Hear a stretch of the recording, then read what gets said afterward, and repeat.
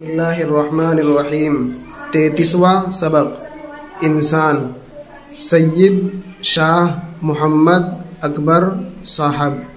خدا نے دی ہے اسے ایسی موہنی صورت کہ جس نے اس کی طرف دیکھا پھر نہ منہ پھیرا، حتی المقدور جہاں تک ہو سکے۔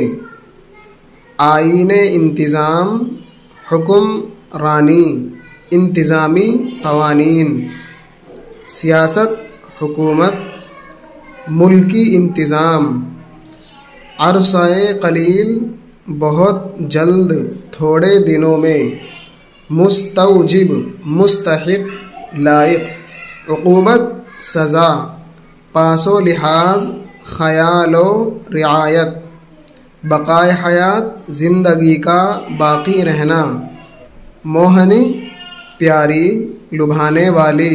خدائے پاک نے اس کو دیا ہے خلق عظیم، یہی تو ہے جو ہے انسانیت کا ایک تمغہ، ہے انس مادہ اس کا محبت اس کا خمیر، یہی سبب ہے جو انسان نام اس کا ہوا۔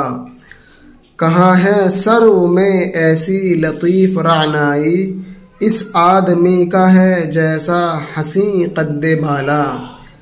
شباب کی وہ خوش آئندہ دھوپ ہے منہ پر، کہ جس کی گرمی سے روشن ہے چاند سا چہرہ۔ جوانی ہے کہ ہے آب حیات کا چشمہ، اسی سے معتدل اس جسم کی ہے آب و ہوا۔ اسی سے عقل میں جودت ہے فکر میں تیزی، اسی سے نور ہے آنکھوں میں گوش ہے شنوا۔ جو تجھ کو کرنا ہے اے دل شباب میں کر لے، کہ جسم پر ابھی قابو ہے چشم عقل ہے واہ۔ شباب میں تھے بڑے زوردار ہاتھ مگر، اب ان میں ہیبت پیری سے پڑ گیا رعشہ۔ کبھی یہ زور تھا گینڈے کی ڈھال چیرتے تھے، یہ حال ہو گیا اب ٹوٹتا نہیں دھاگا۔ وہ کان سنتے تھے جو پائے مور کی آواز، اب ان کے سر پہ چلے توپ تو نہ آئے صدا۔ خلق عظیم بلند اخلاق ملنساری، نہایت خوش مزاجی، تمغہ عزت کا نشان، سونے چاندی کا بنا ہوا نشان۔ یا باللہ جو انعام کے طور پر کسی بھی فنکار کو اس کی حسن کارکردگی پر دیا جائے۔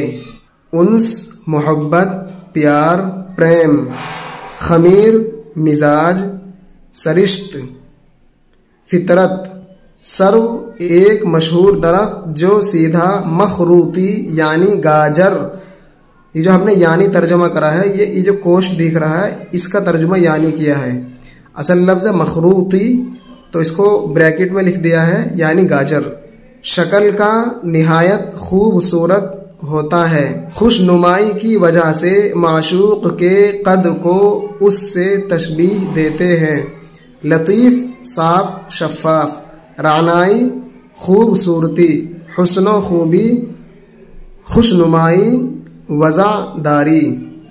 قد بالا لمبا قد، شباب جوانی، آب حیات امرت جس کے پینے سے موت نہیں آتی، زندگی کو باقی رکھنے والا پانی، معتدل درمیانی، جودت ذہانت لیاقت، گوش کان، شنوا سننے والے، چشم عقل عقل کی آنکھ، وا کھلی، ہیبت پیری بڑھاپے کا ڈر، رعشہ لرزہ کپکپاہٹ۔